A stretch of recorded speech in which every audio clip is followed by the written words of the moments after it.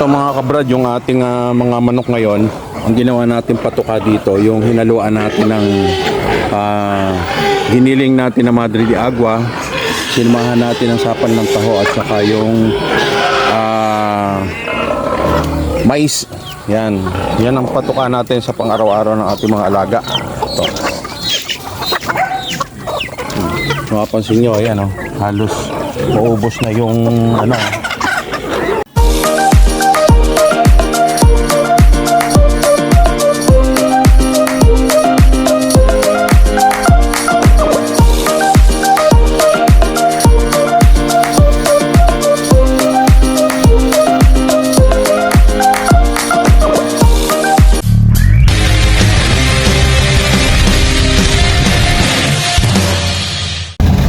So ayan, magandang hapon mga kabrad.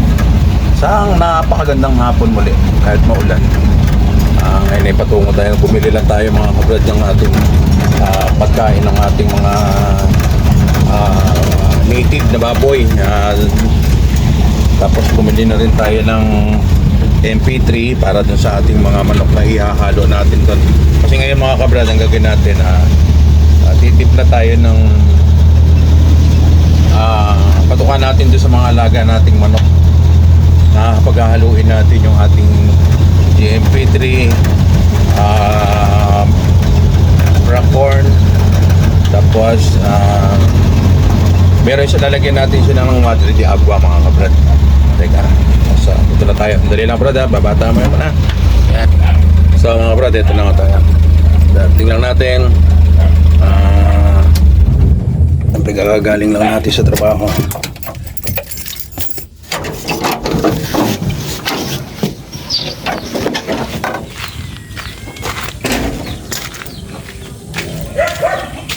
So ito mga kabrad yung ating ng ating native breeder siya, Razor, ayan hog breeder mas. Ang kanyang brand ay Razor. Ayan Razor Fidge. Okay naman kaysa sa purong darak, kasi ang darak din napakamahal, pero ito hahaluan mo na lang siya ng atag nito ng sapan ng taho at saka ng ating fermented na puno ng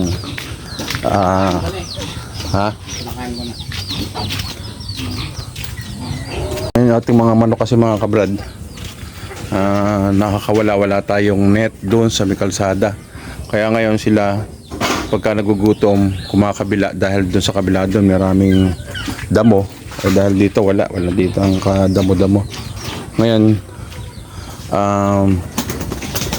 kukuha lang muna kami ni Joel ng dahon ng Madre de Agua, tapos i-chop natin, hahalo natin dun sa ating patuka.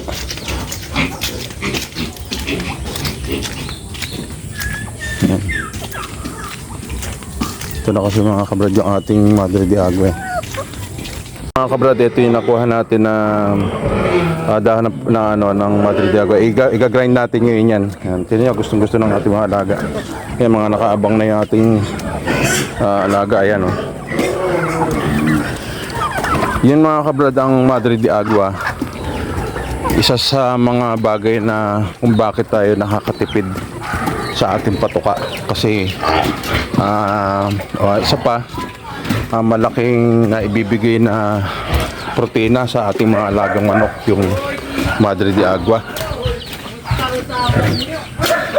Ngayon ayan tingnan yung mga alaga natin, ayan, mga nagsusunuran, dahil alam nilang kakain sila. Ngayon ang gagawin ni Joel dyan, gagrind muna yun. Kinaya naman na ito mga kabrad, meron kang ganitong chopper, mabilis ang niya, mabilis siyang na-chop. Hindi ka mukha kami dati ni Joel, napakatagal, ihiwa pa namin. No.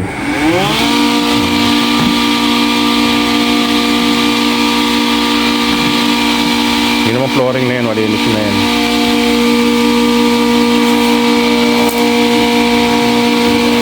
Well, sako, dapat talaga ba sako? Marinis naman yan. Basok ko yan.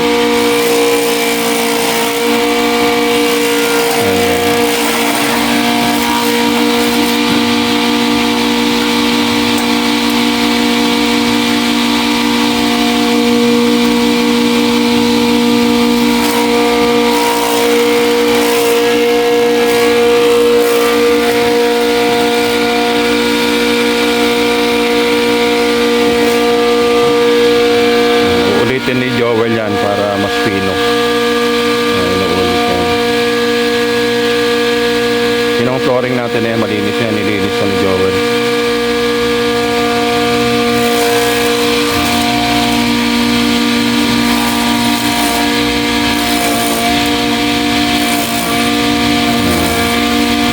Dito kasi mga kabrad, sa isang patukan natin, kung makakuha tayo ng at least mga 2 kilo na itong Madre de Agua o 1 kilo, malaki lang matitipid nun. Tapos sa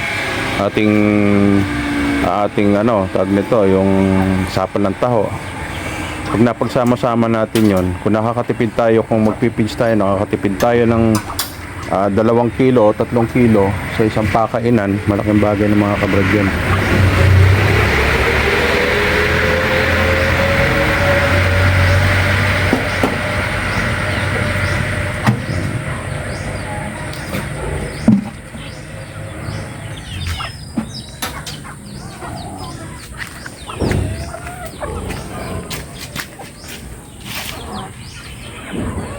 Tsaka ito mga kabrad, mataas ang ano nito, vitamins nitong ating Madre de Agua.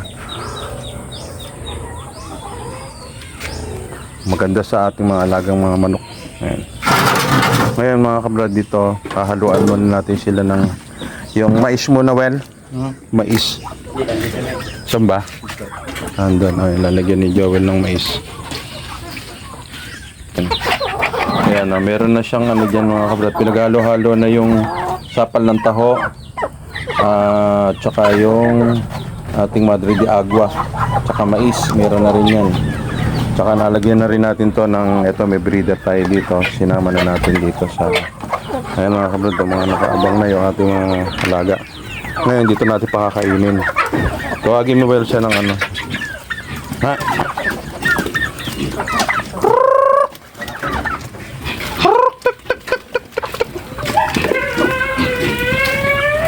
Ganito lang mga kabrad, para makatipid tayo sa ating patuka, sa ating mga alagang manok. Ayan. Pahaba, well, dito. Dito. Well, wag yan. Wag yan. Ayan.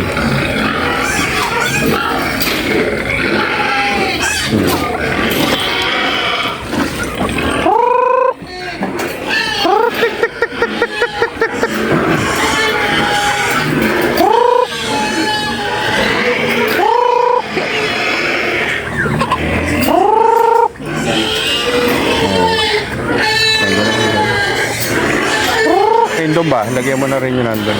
Kaya ano. Okay, isang tumpok na.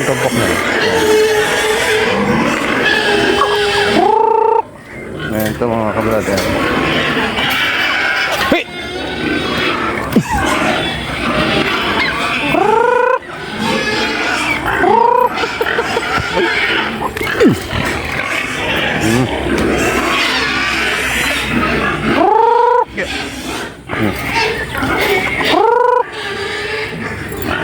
Ito yung mga kabrad, ito yung mga nagiging ano natin dito, yung ito nga yung pagkain nila.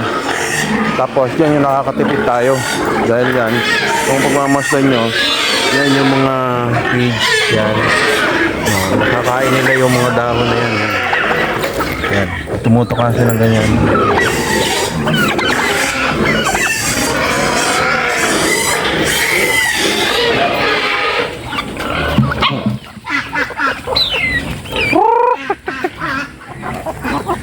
So ayan mga kabrad,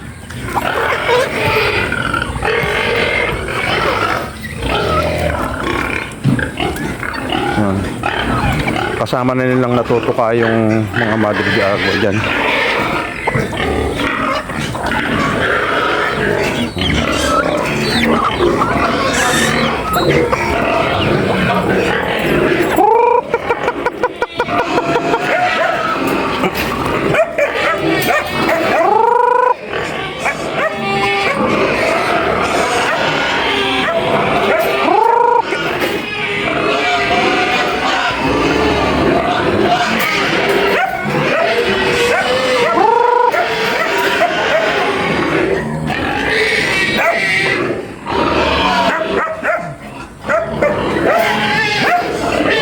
Iba yung makita, iba yung sa ano, dito.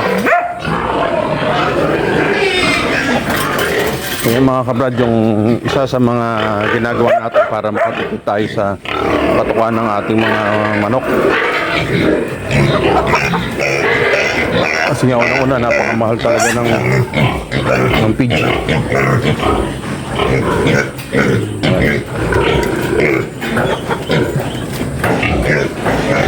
Yan yung ano yan, yung chow.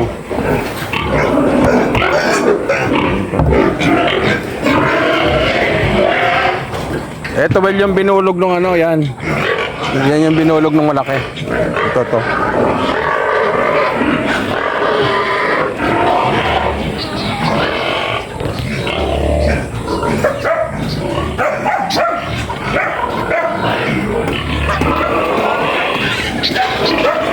So ayan mga kabrad, yun yung mga bagay na nakakatipid tayo sa ating patuka. Yung kailangan talaga mag-iisip talaga tayo ng pang-alternatibo dahil sobrang mahal ng feeds. Ayaw bumaba ng feeds pero ang baboy, ang manok, ang karne bumababa. So ayan mga kabrad, tagumpay na naman na maghapon natin yan dahil nakapagpakain na tayo, nakatapos tayo sa ating trabaho ng maayos. At nakapagpakain na rin tayo ng ating mga alaga. Ito nga, kahit maulan, masisigla pa rin yung ating mga alaga. Ayan. Iba kasi nakahapon na, humahapon na iba. Andun na sa taas yan. Humahapon na dahil 5:40 na. Hapon na. Medyo na late lang tayo. Dahil meron lang tayong tinapos. Ayan yung ating mga alagang manok. Ayan, nakahapon na sila. Yung iba nandun sa ibang puno. Ito ang ating mga cross the Rhode Island. Ayan. Ito naman dito lang sila sa baba. Ayan. So ayan mga brad, muli sana kahit pa paano nakatulong ang ating eksperimento sa pagkain ng ating mga alagang manok. Kaya muli, maraming salamat. God bless po sa ating lahat.